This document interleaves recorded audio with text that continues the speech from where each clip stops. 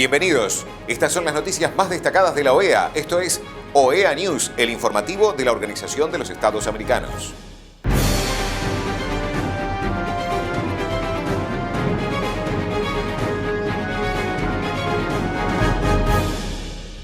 Es momento de compartir los títulos de las noticias más importantes que vamos a estar brindando a ustedes.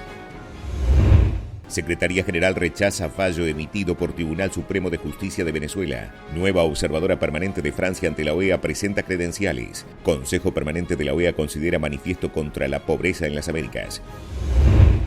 La Secretaría General de la Organización de los Estados Americanos rechaza rotundamente el fallo emitido por la Sala Electoral del Tribunal Supremo de Justicia de Venezuela, en que certifica que el material electoral supuestamente peritado y convalida categóricamente los resultados emitidos por el Consejo Nacional Electoral, con base en los cuales declaró ganador a Nicolás Maduro en la elección presidencial del 28 de julio de 2024. La Secretaría General reitera que el CNE proclamó a Maduro de manera apresurada, con base en un boletín parcial emitido de forma oral, con números que evidenciaban imposibilidades matemáticas y sin presentar los resultados desagregados que conforme con la ley debe tabular mesa por mesa. Al día de hoy el CNE continúa sin publicar resultados desglosados, como sí lo ha hecho la oposición en base a actas oficiales emitidas por las propias máquinas de votación el día de la elección. Dichas actas contienen todos los dispositivos de seguridad que las acreditan como auténticas y que han sido sometidas a la verificación de la opinión pública y al análisis imparcial de expertos nacionales e internacionales. Esa apertura contrasta con la total opacidad de las autoridades electorales y del TSJ, cuyo comportamiento se ha caracterizado por la promoción de teorías de la conspiración y la emisión de anuncios y declaraciones sin ningún respaldo documental, rehuyendo en todo momento al escrutinio ciudadano y a la verificación imparcial. La nueva observadora permanente de Francia ante la Organización de los Estados Americanos, Céline Justi, entregó sus cartas credenciales al secretario general de la OEA, Luis Almagro, en una ceremonia realizada en la sede de la organización en Washington, D.C. En su discurso, la embajadora Justi aseguró que su país y el organismo hemisférico comparten un profundo compromiso con la defensa y la promoción de la democracia y de los derechos humanos. Este compromiso con la defensa de la democracia a través de misiones de observación y el amplio patrimonio jurídico que constituye el sistema interamericano hacen de la OEA un socio fundamental para Francia. Resaltó además que el organismo hemisférico es un actor clave del continente americano a través de sus acciones de fortalecimiento de las instituciones democráticas, de su labor de mediación de las crisis políticas y de apoyo a elecciones libres y transparentes. Por su parte, el secretario general de la OEA, Luis Almagro, aseguró que Francia participa en los debates y actividades de la OEA y apoya varias iniciativas de la organización. La relación duradera entre ambos subraya la importancia de la cooperación internacional para promover valores comunes y abordar desafíos globales.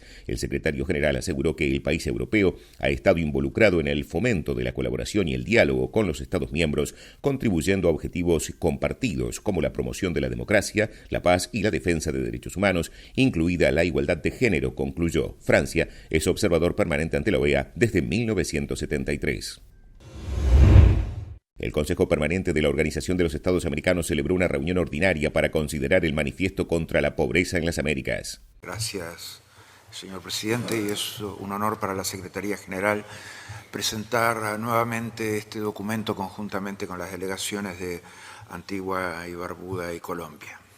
Estoy además muy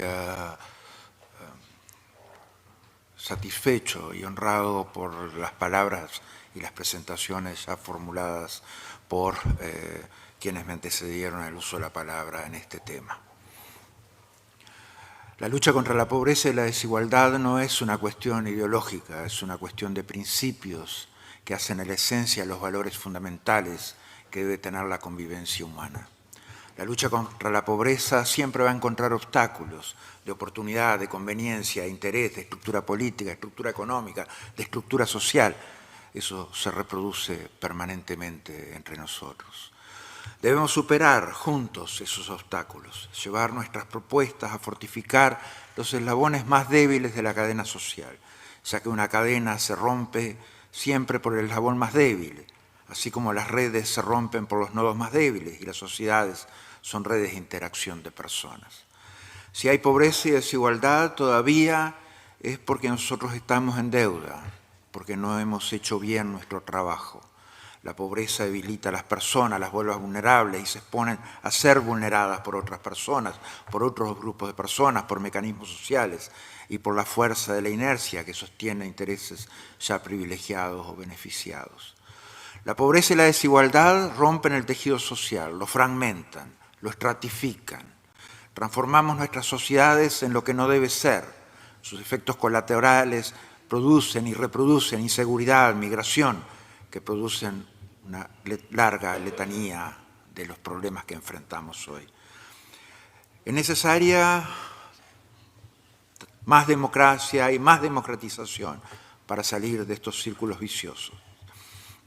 Convivir con la pobreza significa convivir con sociedades rotas, fragmentadas. Vivimos en la región más desigual del mundo y en una de las regiones más pobres del mundo, pero esa no debe ser nuestra señal de identidad. No debemos resignarnos a que nos identifiquen así.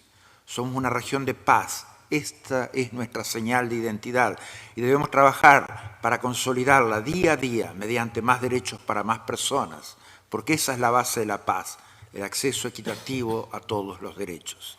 Y las personas en situación de pobreza nos deben avergonzar como sociedades, como instituciones, nos interpelan, de hecho, nuestras aspiraciones y principios. No hay soluciones mágicas en la lucha contra la pobreza, no hay soluciones siquiera sencillas, no hay soluciones inmediatas, pero necesitamos soluciones y necesitamos empezar a trabajar las soluciones. La lucha contra la pobreza implica políticas contra la pobreza y trabajo contra la pobreza, trabajo contra las causas que generan la pobreza. Hemos visto tantas veces discursos brillantes para eliminar la pobreza, que quedan en eso nada más, vienen sin políticas para alcanzar ese resultado y sin trabajo para alcanzar ese resultado. Y la pobreza sigue reproduciéndose bajo el paraguas del discurso. Las soluciones se deben basar en el conocimiento del problema y en una guía de principios éticos que postulen una identidad compartida. Es por eso que apelamos a dejar de lado las discusiones ideológicas dicotómicas y a construir objetivos superordinales que nos unan, unidos contra la pobreza. Y es así que surge este manifiesto, como una propuesta de caracterización del problema y como una referencia ética para enfrentarlos unidos. Abierto a todos, para que todos contribuyan, para que todos aporten. El manifiesto contra la pobreza caracteriza el problema como multidimensional, complejo y geolocalizado. Cada lógica de política pública de trabajo debe apuntar a la reducción de pobreza y cortar los circuitos de su reproducción, ya sean las políticas propiamente públicas de salud, vivienda o educación, pero ya sean las políticas de estímulo a la producción agrícola o industrial o de servicios, ya sean las políticas de apoyo y crecimiento del comercio exterior, ya sean las políticas de seguridad, ya sean la política macroeconómica o fiscal. Cada una de estas y otras políticas públicas deben tener como objetivo, como uno de sus objetivos principales, la eliminación de la pobreza y la desigualdad. Y esto no es ideología, ustedes han visto países con alternancia, gobiernos de izquierda, derecha, centro, que llegan a condiciones de desarrollo e igualdad por el diseño, implementación y ejecución de políticas públicas apropiadas, útiles y convenientes. También hemos visto la misma alternancia, pero con la aplicación de políticas públicas de mal diseño y mala ejecución, reproduciendo generación tras generación la desigualdad y la pobreza. Cuando no hay ni esa alternancia es todavía la situación peor. Sin libertades, sin derechos, siempre van a haber oprimidos y opresores, y en este marco nunca van a haber condiciones de igualdad y de equidad.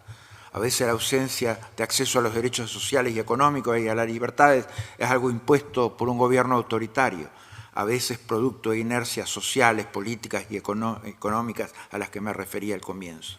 Debemos enfrentar ambas. Hay costos en los países que deben ser eliminados en todo lo que se pueda, empezando por la corrupción. Es un multidimensional de enfrentar la pobreza. Es necesario que las soluciones abordan las múltiples dimensiones, el ingreso, condiciones de vida, el acceso a la educación, el acceso al empleo, el acceso a la salud, el acceso a los servicios públicos que garanticen el acceso a todos los derechos humanos. Se propone que los gobiernos trabajen en una canasta universal de bienes y servicios que contemple las múltiples dimensiones.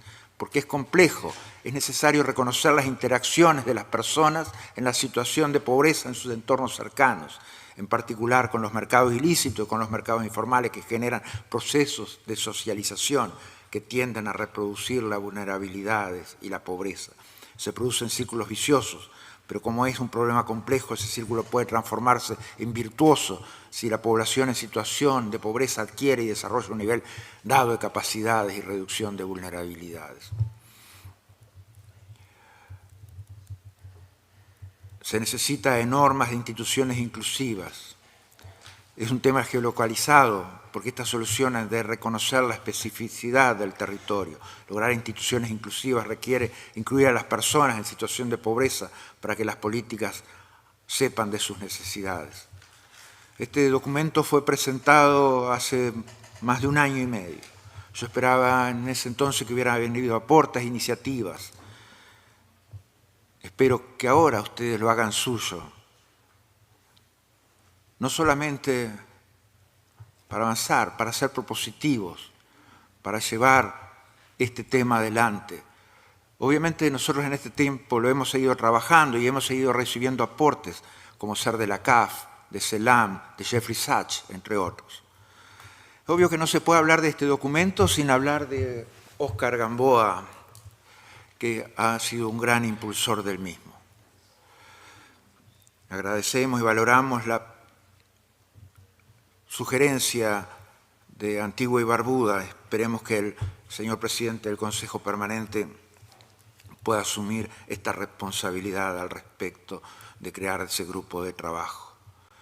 Termino haciendo mía las palabras del manifiesto, de que nos comprometemos a diseñar integralmente, que comprometemos a hacernos nuestro en lo que es ahora y en lo que va a ser ese documento, que significa una identidad compartida entre todos ustedes, con la dignidad como bandera para más derechos, para más personas.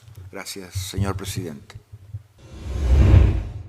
Estas han sido las noticias más relevantes de la OEA, la Organización de los Estados Americanos. Esto ha sido OEA News. Nos reencontramos en la próxima jornada.